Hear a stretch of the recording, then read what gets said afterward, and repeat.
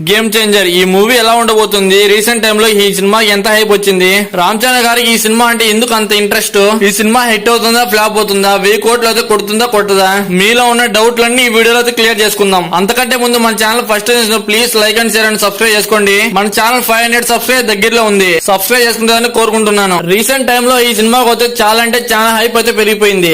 Long gap తీసుకొని చాలా భారీ బడ్జెట్ తో ఈ మూవీ చేయడం జరుగుతుంది. అంతేకాకుండా ప్రీలీజ్ ఈవెంట్ కి పవన్ కళ్యాణ్ పిలుస్తారని టాక్ అయితే వినిపిస్తుంది. పవన్ కళ్యాణ్ గారు ప్రీలీజ్ ఈవెంట్ కి వచ్చారంటే ఇంకా ప్రీలీజ్ ఈవెంట్ బ్లాక్ బస్టర్ అయిపోతుంది. అక్కడే మన సినిమా హిట్ అని చెప్పుకోవచ్చు. ఇంకా ప్రొడ్యూసర్ దిల్ రాజు గారు కూడా చాలా ఎక్స్ప్రెషన్స్ పెట్టుకున్నారు ఈ సినిమాకి. తన 15th ఫిల్మ్ ప్రొడ్యూసర్ అంటే ఆయన చాలా గ్రాండ్ గా అయితే ప్రిపేర్ చేశారు. అంతేకాకుండా దిల్ రాజు గారు మీరు ఎక్స్పెక్ట్ చేసిన దానికన్నా 2 నింతలు ఎక్కువ ఉంటుంది ఈ మూవీలో అయితే చాలా ధైర్యంగా చెప్పేశారు. ఆడియన్స్ ని ఎక్కడ డిసప్పాయింట్ అయితే చేసేది లేదని చెప్పేశారు ఆయన అయితే. అంతేగాని ఈ మూవీ నాకు వరల్డ్ వైడ్ అయితే నాకు 800 కోట్స్ అయితే కలెక్ట్ చేస్తుందని బలంగా అయితే అనిపిస్తుంది. ఎందుకంటే ఈ మూవీ ఒక్క తెలుగులోనే కాదు హిందీలో కూడా చాలా బజ్ అయితే క్రియేట్ చేసింది. ఎందుకంటే triple R Ram Charan acting గానీ తన విజువలైజేషన్ గానీ చాలా అంటే చాలా బాగా నచ్చేసింది హిందీ వాళ్ళకి. రీసెంట్ టైమ్ లో హిందీ వాళ్ళు తెలుగు సినిమాలకి చాలా అంటే చాలా బాగా ఆదరిస్తున్నారు. కంటెంట్ కన్నా బాగుంటే ఎక్కడైనా సినిమా హిట్ అవుతుందైతే హిందీ వాళ్ళతో నిరూపించారు. అంతేకాకుండా తెలుగు మలయాళం కన్నడలో కూడా ఈ సినిమా మంచి హిట్ అవుతుందని నాకైతే బలంగా అనిపిస్తుంది. ఈ సినిమా బ్లాక్ బస్టర్ అయ్యి త్రిబుల్ ఆర్ రికార్డ్ అయితే బ్రేక్ చేస్తుంది అనుకుంటున్నారా?